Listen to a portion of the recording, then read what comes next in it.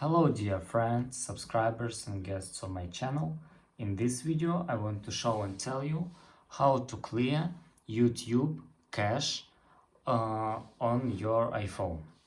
Please put your like, subscribe to my channel, share this video with your friends, and let's get started.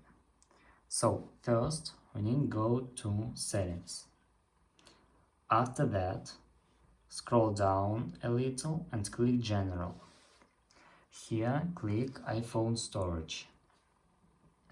After that, scroll down and find YouTube. Click here. After that, click offload app. As you can see, here we have almost 300 megabytes of cache. And now we can click that.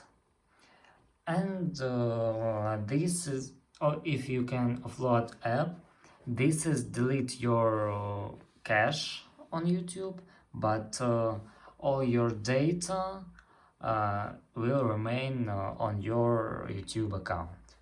And that's all. Thank you all for watching. Put your like, subscribe to my channel and share this video with your friends. Bye bye everyone. See you later.